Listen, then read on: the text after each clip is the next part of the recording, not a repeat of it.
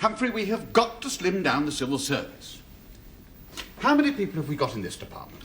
This department? Oh, well, very small. Small? How small? Oh, I don't know. 2,000? 3,000?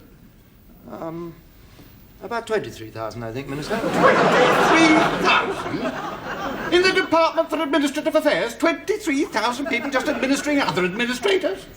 We'll have to do a time and motion study, see who we can get rid of. We did one of those last year, Minister. And? It transpired we needed another 500 people. However, Minister, we could always close your bureaucratic watchdog office. Oh, no, you don't. I've only just opened it. It's the one thing I've done since I got here. Well, as you wish, Minister, but it has been criticised as a troublemaker's letterbox. I know. It's very popular with the voters, Humphrey. Gives them a chance to help us find ways to stop wasting government money. Public doesn't know anything about wasting government money. We're the experts. That's not what I meant. Well, the bureaucratic watchdog office stays. Well, offhand, I can't think of what else to suggest. Are you seriously telling me that there is no way we can cut down? Well, I suppose we could lose one or two of the tea ladies. Oh, do we should take this seriously? Tea ladies. I want the facts. I want to know who works here, what they do, what buildings we have, what goes on in them. A complete record. Then we'll know where to cut costs, cut staff, cut procedures. The Civil Service, Minister, exists to implement legislation enacted by Parliament. As long as Parliament continues to legislate, the Civil Service must continue to... However, I'm fully seized of your requirements, Minister, and if you'll excuse me, I'll go and set the wheels in motion. Morning, Mr. Weasel. Weisel.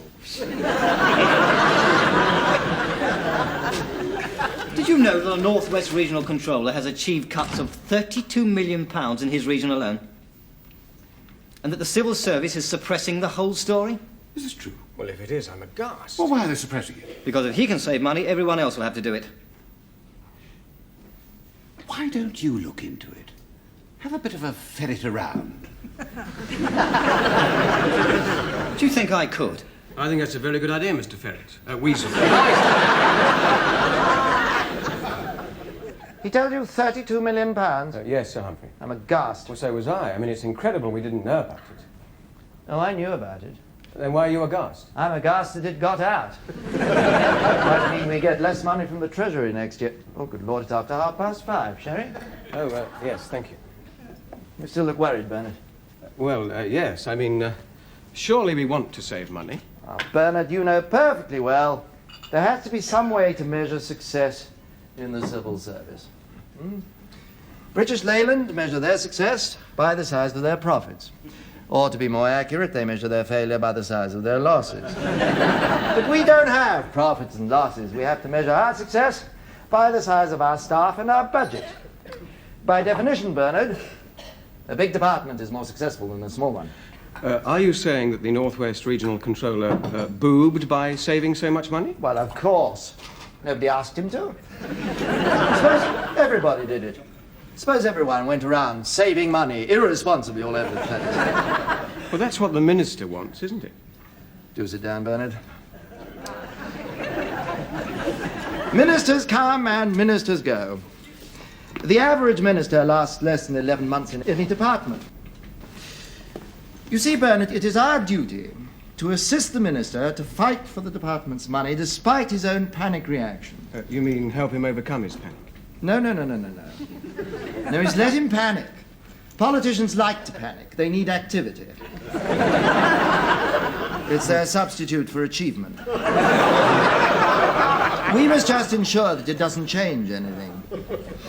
But even so, they are the people's representatives, democratically chosen. MPs aren't chosen by the people. They're chosen by their local party. 35 men in grubby raincoats, or 35 women in silly hats. Then the government are selected from the best. Bernard, there are only 630 MPs. If one party has just over 300, it forms a government. Of that 300, 100 are too old and too silly, 100 are too young and too callow, which leaves just about 100 MPs to fill 100 governmental posts. There's no choice at all. They've had no selection, no training. We have to do the job for them. But how can we explain saving £32 million to the Minister? Well, we can explain that they've changed their accounting systems in the Northwest, or that they've redrawn the regional boundaries so that the current figures aren't operable. Oh, there are all sorts of possibilities. Useful chat, Bernard. Good job it never took place. Yes, of course.